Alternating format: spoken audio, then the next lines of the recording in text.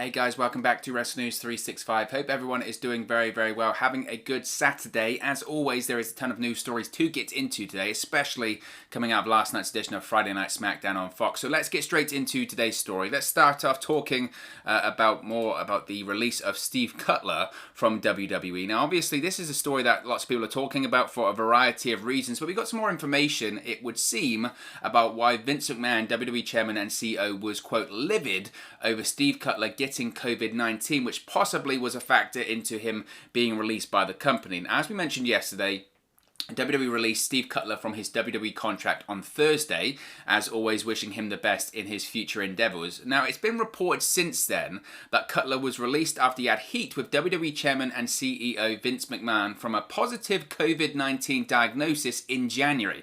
Now, his girlfriend, Impact Wrestling's Knockouts champion Deonna Purrazzo, confirmed on Twitter yesterday that they did both test positive that month. Now, in an update from the Wrestling Observer newsletter, it has been reported that Vince McMahon was livid when he heard about Cutler coming down with the coronavirus, which had him off of TV for a week, which then led to the angle with King Corbin, obviously they were called the Knights of the Lone Wolf, being dropped. Now, according to the Observer, it's believed that Cutler came down with COVID-19 at his New Year's Eve party. Now, Vince McMahon was reportedly upset with Cutler getting sick at the New Year's Eve party, as he had promised a few wrestlers, such as current WWE Universal Champion Roman Reigns, that they would have a safe working environment when they returned to work after people like Reigns, Sami Zayn and others had concerns about performing during the pandemic due to safety concerns and other reasons. So the fact that Cutler tested positive drew the ire of the WWE chairman. Now, Cutler was around everyone backstage at SmackDown, and that didn't go over well with Vince, and he'd already promised some a healthy place to work. It was also noted that Cutler is believed to be the first pro wrestler fired over COVID-19. A Thursday report by Fightful Select noted that Cutler was working the big man class at the WWE Performance Center, as he had volunteered to take bumps for some of the bigger wrestlers that had been ordered to participate in weekly classes to work on their in-ring skills. The Observer also added that Cutler was actually working the class on Thursday when he got the news that he had been fired. Now, as I mentioned, Cutler was brought back to SmackDown television in December with Wesley Blake as henchman for King Corbin, but the gimmicks were quickly and quietly dropped. So it's certainly interesting. That is certainly interesting, certainly more information when it comes to the departure of Steve Cutler from WWE. It certainly had something talking. And when we spoke about this yesterday and we didn't have all of the facts, to me, firing someone for contracting COVID-19 was over the line, I felt at the time. I felt that, look, if you're going to perform during a pandemic, if you're going to have shows during a pandemic, you have to go with the assumption that some of your talent is going to contract coronavirus. That is part of the issue here. So I didn't think that was necessarily right or fair. Where I do agree with the WWE and where I do agree with Vince McMahon, though, is that WWE can have all of these safety protocols and procedures in place for when they're at work, for when they're producing television, for when they're at Tropicana Field or the Amway Center, whatever. They can have their testing policies, they can have their social distancing guidelines, they can have their hand sanitizing stations, they can have their mask wearing mandates, they can have all of that. What they can't control is what talent is doing outside of work. When they're not working for WWE, when they're at home, when they're in general public, what they're doing in their own free time, that's an issue. Now, I'm sure WWE have probably had discussions with their talent saying, look, this commitment to social distancing, this commitment to trying to fight this virus doesn't just include being at work, it also includes when you're not at work as well. And if Vince McMahon feels that that was being disregarded by people like Steve Cutler, then he's probably right if he's had the words, if he's discussed that with talent. And maybe this is a case a bit like with the Zelina Vega situation, whereby Vince McMahon put this mandate out there about the third-party platforms, the Twitches, the YouTubes, etc. Someone disregarded them. He fired them to make a statement of, if you don't take what I'm saying seriously, your job here is going to be in trouble. That's the situation. Maybe this is the case here with Steve Cutler. If you ignore the social distancing guidelines, if you ignore these COVID protocols, then look, you're not going to have a job here. It is the commitment to staying safe throughout all of this. It doesn't just include at work, it includes outside of work as well. If that is the case, then that does change my opinion on it slightly. What I will say about it, though, is there seems to be a bit of a double standard when you've got people like Ricochet and Casey Catanzaro having a surprise birthday party with, 10, 15 members of the roster there, and they're not social distancing either. that, again, that's a concern for me. And Kacy Catanzaro can try and defend it as much as she liked at the time, saying, well, you know, we adhered to all the right things at the time, and most of the people were there were people I work with, and they're tested regularly. It doesn't matter. It's not only about the safety of yourself and those around you, it's about the message you're sending. These are public figures on television and on pay-per-view all the time. You need to portray the right message during this pandemic, and ultimately they're not doing that.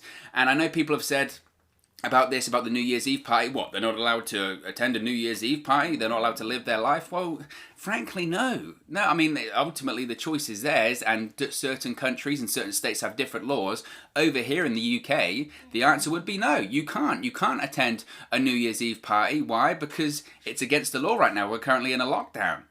So for me, it does kind of change a certain perception of this and what is actually going on right now when it comes to the Steve Cutler thing. Is it harsh? I think it is. I think it's very harsh. And ultimately, on the face of it, firing someone for contracting COVID during a pandemic seems slightly ridiculous to me. But I think the issue here is we don't really know the whole story. We don't know the whole story here. If Vince McMahon and others in the WWE have laid down these COVID protocols and how they expect talent to behave inside and outside of the ring, whether regardless of they're at work or not, that suddenly changes things. Because if you are ignoring that, whether it's for a New Year's Eve party, a Christmas party, whatever, then obviously then you can say they might be slightly justified in letting him go.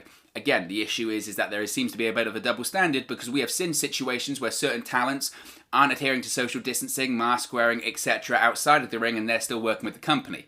So there does seem to be a slight double standard in that situation. For me, what this looks like right now, it looks to be Vince McMahon sending a message. I think it looks like Vince McMahon sending a message. What I would also say is Vince McMahon sending a message, but this is still the same company that until June last year, they did nothing. They did nothing during a pandemic. They did absolutely nothing. They had no social distancing at the Performance Center. They had no mask wearing mandate. They had no testing policy in place. It wasn't until someone like Kevin Owens went up to Vince McMahon himself personally and said, look, I'm going to go home. I'm not performing during a pandemic when you've got these regulations in place. It's ridiculous. They're having outbreak after outbreak after outbreak at the Performance Center. You have people like Roman Reigns pulling themselves away from the company because they said, look, this isn't a safe environment. This isn't a safe environment to work in. Why? Because there was no measures being put in place. There wasn't. There was these reports that to enter the Performance Center to do these TV tapings, all you had to do is a temperature check. And even if you were above it, you were allowed in. You had to fill out questionnaires on forms, and it didn't really matter. You could lie on them and you could get in.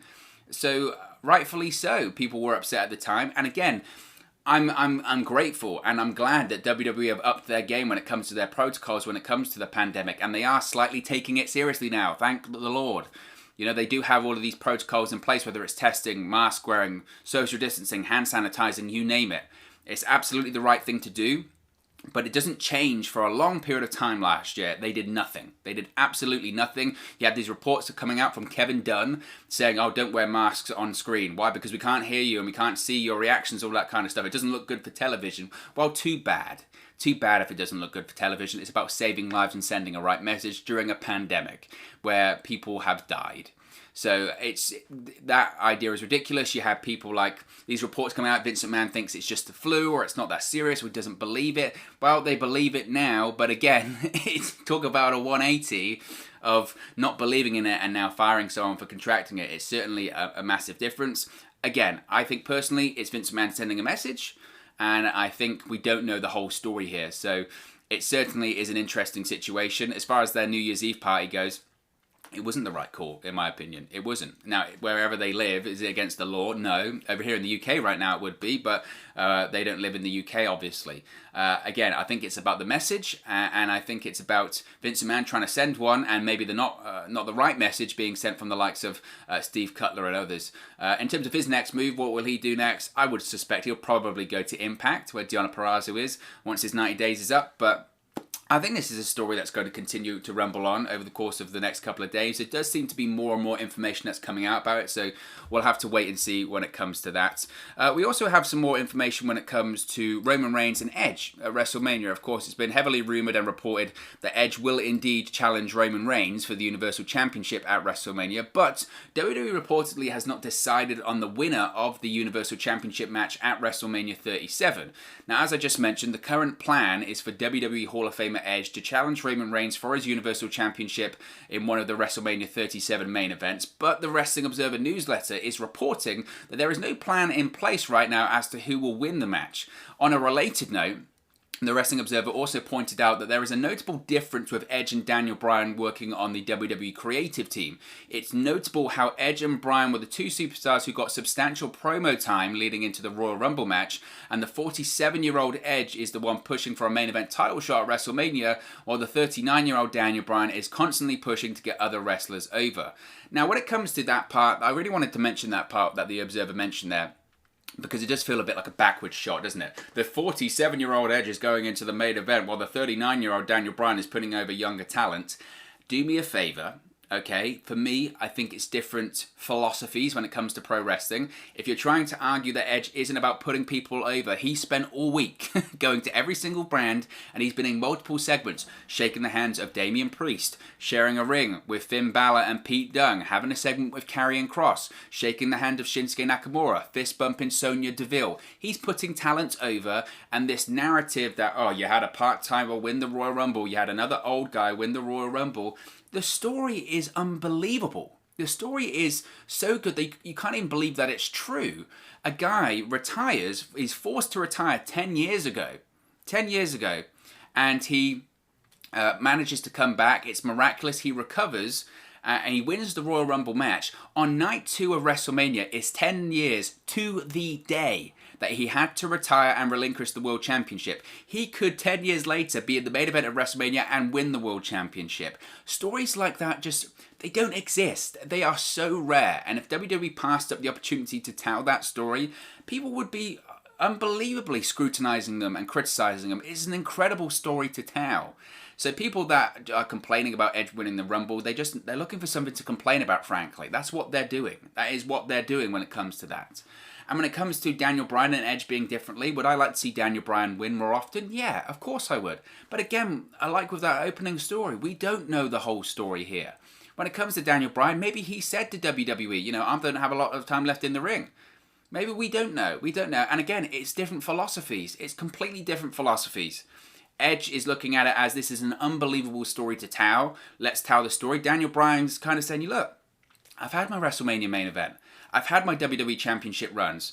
And my philosophy is slightly different now because I'm not going to be competing when I'm 47 years old and I want to put other talent over.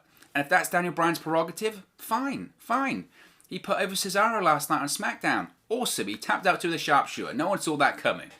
What happens? It puts over Cesaro. And if Cesaro can get to main events because of someone like Daniel Bryan, I'm all for it. I'm all for it. So when it comes to that, I think it's ridiculous, that kind of statement by the Wrestling Observer newsletter. When it comes to the finish of Edge and Roman Reigns, I don't know. I don't know the answer to that one. That one's a tough one, isn't it, I suppose? The story is there, isn't it? The story is there to be told about Edge winning the championship 10 years to the day after he was forced to retire and relinquish it. The issue would be, I suppose, is Edge going to actually be able to be a world champion in the sense that is he going to be able to compete every week and every month? No. So how do they get out of that? Do they have him win the title at WrestleMania and then drop it a month later to a Roman Reigns? Do they have him win the championship and then drop it the next night to The Miz in terms of a Money in the Bank cash-in? That's a possibility. So it's a tough one. That is a tough one to judge, I think. Look, we'll find out more as we get closer to the event, but it's certainly going to be interesting, that one. Speaking of Edge, though, of course, Edge did appear on SmackDown last night, and Edge, like with Bianca Belair as well, they're still yet to make their decisions about who they're going to be facing at WrestleMania for their respective championships. Now, the post-Royal Rumble editions of Raw and SmackDown have aired with no main events officially announced for WrestleMania 37 as of yet. Maybe this is an indication, frankly, about where WWE sees these events right now. Maybe this is a case of they don't know. They don't have the answer right now. Now, Bianca Belair, early on in the show on SmackDown last night, she came to the ring to celebrate her victory at the Royal Rumble on Sunday. But she was interrupted by Carmella's sommelier, Reginald. Carmella then interrupted, as did SmackDown Women's Champion Sasha Banks. Belair had previously praised both Banks and Raw Women's Champion Asuka, but never made an announcement about her WrestleMania 37 title opportunity. This was the same for WWE Hall of Famer Edge, as he appeared on this week's NXT Raw and SmackDown shows, but still has not announced which champion he will be challenging at WrestleMania 37. Now, when it comes to Edge, of course, as I just mentioned, it's suspected he will be facing Roman Reigns at WrestleMania for the Universal Championship. As far as Bianca Belair, I think it's probably very likely that she'll be facing Sasha Banks. I just don't see. Again, if you want to weigh up what is the bigger match here, Bianca Belair versus Sasha Banks or Bianca Belair versus Asuka. I don't even know if Asuka's going to be the Raw Women's Champion at WrestleMania. Frankly, I think that's up in the air. I think Sasha Banks versus Bianca Belair is the bigger match. I think it's the better match. And I think it's the match that has the most mainstream appeal. So I think it's probably going to be Bianca Belair versus Sasha Banks, especially with how they were going last night. And frankly, this has been teased for a while. Bianca Belair and Sasha Banks, when did they team up? Christmas night edition of SmackDown? I think they've teamed up a couple other times since. And it's no coincidence that Bianca Belair getting her ready for her Royal Rumble victory was defeating the former SmackDown Women's Champion Bayley, who just so happens to be the former best friend of Sasha Banks. Everything intertwines, isn't it, there? So I think for me, it makes the most sense that it's Bianca Belair. But obviously plans can and will change when it comes to WrestleMania, so who knows. Speaking of Roman Reigns, though, as we mentioned about Edge not deciding who he's going to face as of yet at WrestleMania, there's some news when it comes to Roman Reigns possibly having another match against Brock Lesnar sometime down the line. Now, going into the Royal Rumble on Sunday, there was a lot of discussion about maybe Brock Lesnar would show up. Of course, he's currently out of contract, doesn't have a WWE contract right now, but WWE is reportedly considering another Brock Lesnar versus Roman Reigns match at an upcoming WrestleMania event. Now, once again, it was reported this week by the Wrestling Observer newsletter that Lesnar versus Reigns is still on the table for an upcoming WrestleMania event. There are many different ways WWE can tell the story of the next match between the two, especially with the Paul Heyman connection. Now, the next bout would be the 5th singles match between Reigns and Lesnar. Lesnar defeated Reigns at WrestleMania 34 in 2018 to retain the Universal Championship, and again the same month at the Greatest Royal Rumble in the Steel Cage. Reigns then defeated Lesnar for the Universal Championship at SummerSlam 2018. Reigns versus Lesnar was also the main event of WrestleMania 31 in 2015, but of course, famously, Seth Rollins cashed in his Money in the Bank briefcase to win the WWE World Heavyweight Championship. They've also had multi-man title matches. Lesnar defeated Reigns, Samoa Joe, and Braun Strowman for the Universal Championship at SummerSlam in 2017, while Reigns defeated Lesnar and Dean Ambrose in a triple threat match at Fastlane in 2016. So, there's no word in this report about when WWE would be considering this match for. Whether it would be WrestleMania 38 in 2022 in Texas or WrestleMania 39 in 2023 in California. I think this one, I can understand why people would roll their eyes and say, oh, Lesnar Reigns again at WrestleMania. Frankly, the first one they had at WrestleMania 31 was really good. I think it was way better than it should have been. Obviously, going into it, everyone thought Roman Reigns was going to win, and then a couple of days before, Brock Lesnar signs a new contract because his contract was expiring, because everyone thought going into that WrestleMania, Lesnar's leaving, Reigns is the next guy, he won the Royal Rumble, Reigns is winning. It's predictable. Lesnar re-signs. People say, hey, maybe we're seeing something a little bit different then, right now. And going into that event as well, you had Reigns not getting over to the extent that the WWE wanted Reigns to, or at least hoped he would. So there was things around that one going, you didn't really know. And because of that, the match was great. And then you had the Seth Rollins cash in, brilliant. WrestleMania 34 was the same, but the sense that Lesnar was leaving, everyone thought Lesnar was leaving, and Reigns is going to win the Universal Championship. He's finally going to get that win over Brock. And because of that, and because the show was like 6 hours, 7 hours, something ridiculous, fans hated it. Hated it. It wasn't actually a bad match at all, but it was just, fans were just not having it. They just were not having it. So you got that, not a bad match, but just a bad spectacle, I would suppose. Then you had their other matches that they had, you know, the Greatest Royal Rumble match in the Steel Cage. That was what it was. It wasn't anything amazing. Had the controversial finish about Lesnar being speared through the cage, wasn't it? But technically Reigns' feet hit the floor first. So that one went well. Also, they had the match at SummerSlam, which I thought was pretty good. They teased the Braun Strowman cash in them, which was fun. I think that the best angle was the next night when the Shield returned.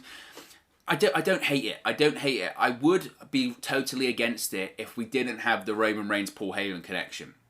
Now that we've got two stars facing off, that have huge ties to Paul Heyman, that interests me. Because it reminds me of Brock Lesnar versus CM Punk in 2013 when you had both connections. Now, I felt at the time the execution of the Punk-Lesnar feud maybe could have been done better, because I just selfishly I would have preferred Heyman stuck with CM Punk too, but that was what it was. But we got a great SummerSlam match out of it. And I think adding in the Heyman factor to a potential future match between Lesnar and Roman Reigns, that's really interesting. So I wouldn't be against it. I really wouldn't be against that one. Speaking of the Shield though, we have an announcement when it comes to Seth Rollins' return to Friday Night SmackDown. Because Seth Rollins, of course, returned at the Royal Rumble on Sunday, so frankly, everyone thought he was going to show up on SmackDown last night, but he didn't. He'll be making his return to SmackDown next Friday night. Now, as I mentioned, Rollins made his return to action during Sunday's 30-man Royal Rumble match. But last night on SmackDown, WWE had a new video package for Rollins and announced he'll be back on TV for Friday's edition of SmackDown. Now, Rollins, of course, has been away from WWE TV since Survivor Series pay-per-view in November after taking time off paternity leave to be with his fiancée Becky Lynch as they welcome their first child together in December. At the time, Seth Rollins had been feuding with Murphy and the Mysterios, but that feud, hopefully, is over. So who is Rollins going to be facing off against when he returns? I don't know. I really don't have the answer to that one. I'm trying to look at the roster there, and I'm not sure. I would like to see a Seth Rollins versus Daniel Bryan feud. I think that would be a lot of fun, potentially with Daniel Bryan losing the last couple of weeks on SmackDown, or losing consistently over the last few months, frankly, on SmackDown. Maybe it's a case of Rollins tries to offer Daniel Bryan a position of trying to improve him. Daniel Bryan can be Seth Rollins' new disciple, as it were. And if that leads to a WrestleMania match between Seth Rollins and Daniel Bryan, count me in. That would be unbelievable. And I would be very much excited to see that. So maybe we're going to see Rollins versus Daniel Bryan at WrestleMania. That would be a lot of fun. A really lot of fun. So hopefully we see that. Speaking of WrestleMania as well, potentially, take this with a pinch of salt, there have been rumours we could see an NXT Championship match at WrestleMania this year. Now, there has been talk of having Finn Balor defend the NXT Championship at WrestleMania 37. It was reported yesterday by WrestleVotes, a very reputable insider Twitter account, be sure to check them out, that several people within WWE, including some very senior officials, have been discussing about having Finn Balor defend the NXT Championship on the main WrestleMania 37 card this year, especially considering, once again, it's a two-night event. Now, Balor, at the current time of recording, is scheduled to defend the NXT Championship against Pete Dunne at the NXT TakeOver Vengeance Day event on Valentine's Day, Sunday, February 14. So, I mean, again, take this one with a pinch of salt. Is this confirmed? Not by any stretch of the imagination is it confirmed that Finn Balor is going to be defending the NXT Championship at WrestleMania. I think they should. If they want to, once again, have NXT feel like a legitimate third brand on the level of SmackDown and Raw, they need to have it involved in WrestleMania. It was involved last year when it comes to Rhea Ripley and Charlotte Flair. I think it was the wrong call to have Charlotte Flair win it. I understand their reasons. It didn't work. But NXT should be involved in WrestleMania because it elevates them. And again, if they want to compete with AEW, which I don't think WWE frankly does, I think they just want to take viewers away from AEW. But if they want to compete, having NXT have a WrestleMania vibe wouldn't be a bad thing at all when it comes to the ratings or viewership, would it? Not at all. Not in the slightest. So hopefully they will be involved. I think the match that they should do, if they were to do that WrestleMania match, would be Finn Balor versus Karrion Kross. That's a WrestleMania level match. And Karrion Kross hasn't really gone after the NXT Championship since he returned. He never lost it. He won it. Shoulder injury, had to let it go. Finn Balor becomes the NXT champion. Karrion Kross since then, he's been feuding with the likes of Damian Priest, Santos Escobar, but I think Karrion Kross versus Finn Balor, that's a WrestleMania level match, and that's a great representation of NXT. We've had the report yesterday when it said that WWE officials, they're massively high on Karrion Kross. They want Karrion Kross to be on the Raw SmackDown brand pretty soon. They can't wait to have him on the Raw SmackDown brand soon.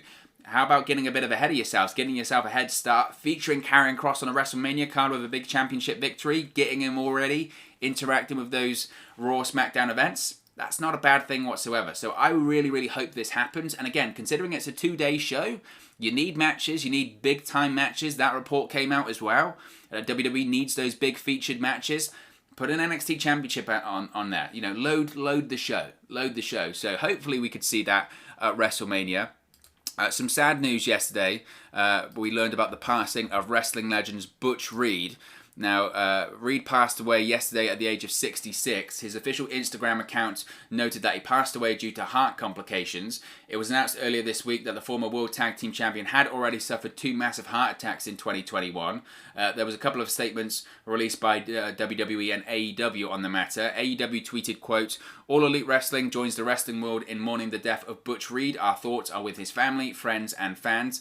WWE's full statement released said this, quote, "WWE is saddened to learn that Butch Reed passed away today at the age of 66. A native of Kansas City, Missouri, Reed embraced the sport of wrestling after a professional football career with the Kansas City Chiefs. Reed quickly proved himself to be a force in Mid-South wrestling promotion in battles against the legendary competitors such as Ric Flair, Hacksaw Jim Duggan, Jim Neidhart, and more. The natural Butch Reed crashed into the WWE scene with brash blonde hair and a statement win over Coco Beware at WrestleMania 3. Reed found himself at the crossroads of history, competing in the first ever Survivor Series and Royal Rumble matches in WWE history.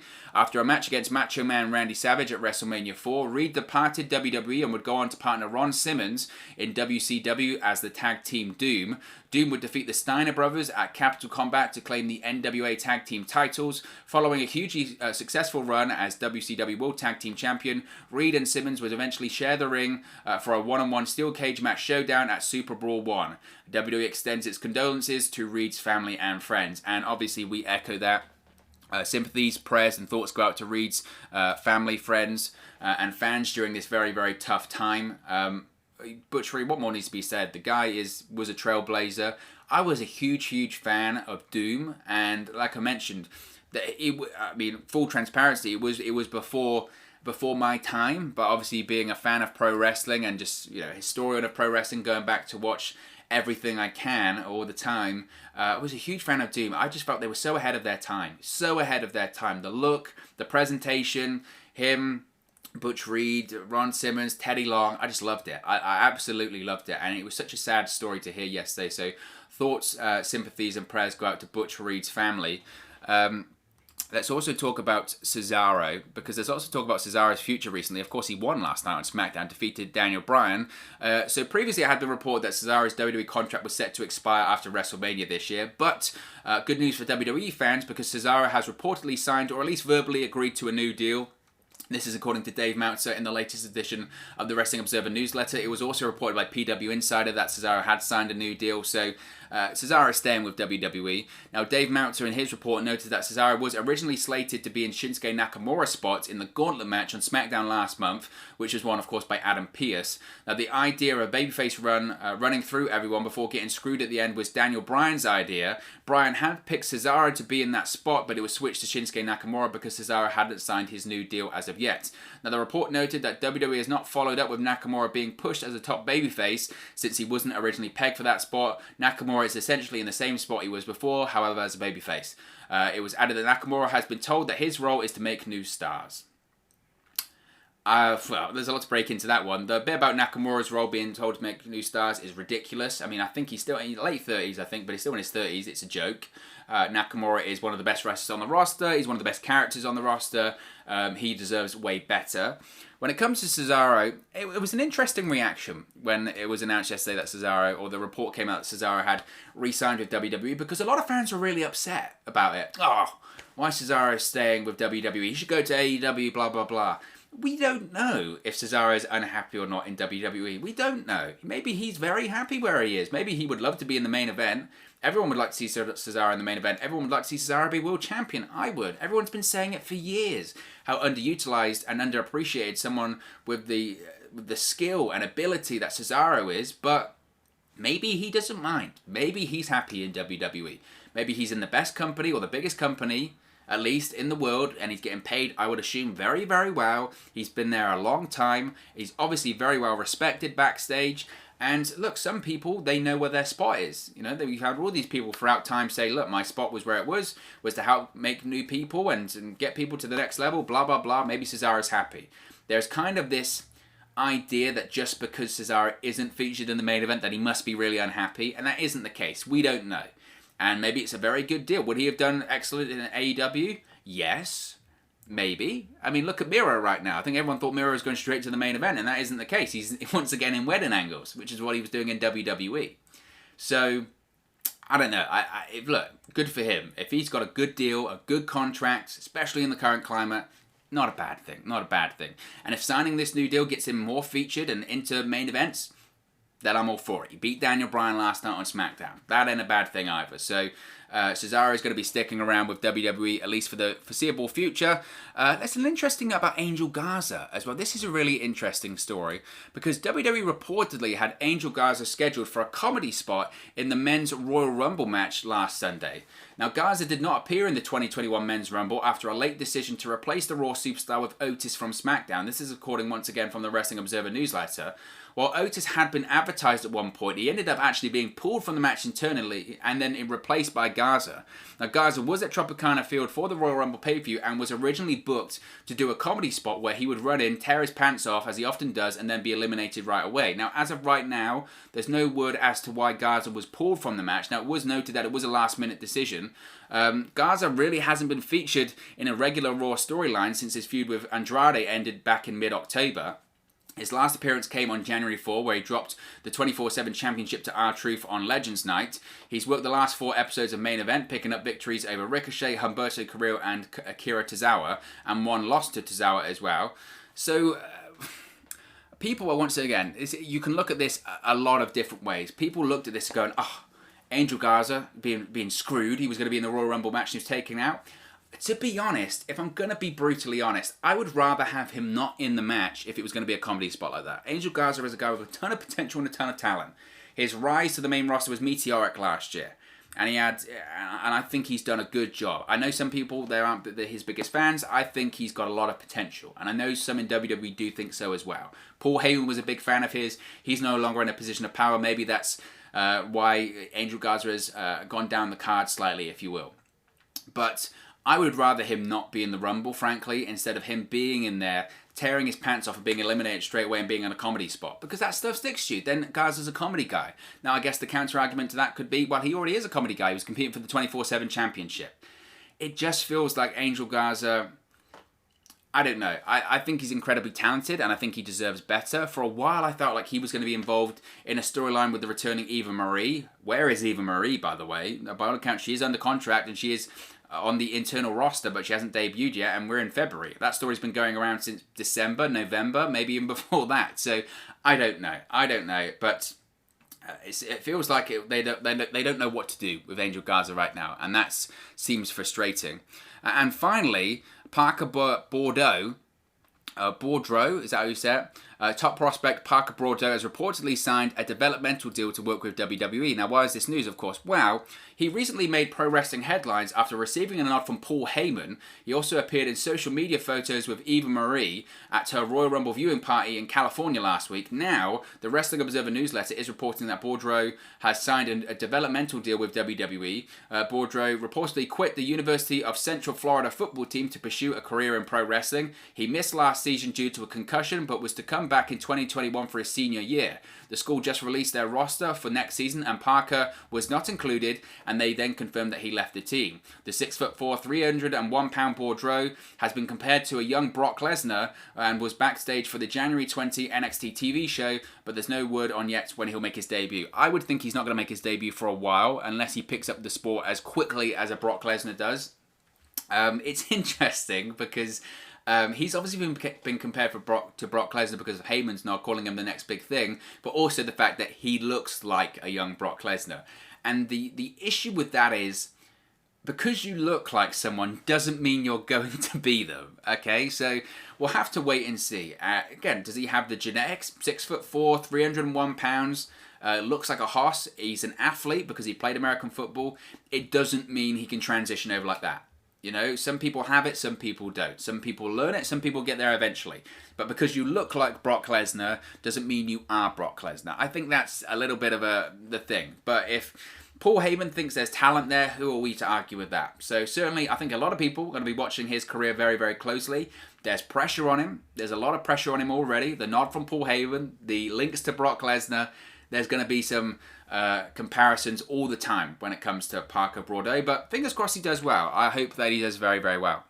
But of course, as always, this is just one man's opinion. What are your thoughts on the news stories we've spoken about today? Let me know your thoughts in the comment section below. I'll do my best to respond and reply to all of your comments. Really enjoy interacting with you guys, talking about WWE, AEW, Impact Wrestling, New Japan Pro Wrestling, all things pro wrestling here on the channel. So be sure to get involved with the community. Drop a comment below. All opinions are welcome. If you have enjoyed this video, please do smash a like on the like button too. Really does help us out here on YouTube, go up the rankings and get into people's recommendation feeds if they haven't seen our videos previously. But most importantly, if you haven't already, please do subscribe to Wrestling News 365. You can do that by clicking the bottom right hand corner of the screen right now, or if you wait a few seconds, there'll be a subscribe button at the end of this video along with another video for you to watch. Thank you very much for watching, listening, streaming, or have you come across this video today, and I'll speak to you again very, very soon. Hey guys, thank you for watching, listening, streaming, or however you come across this video today. Be sure to click on the video on the right there to watch our next video, or click the bottom there to subscribe, or the bottom right hand corner. Thank you very much, and I'll speak to you again very soon.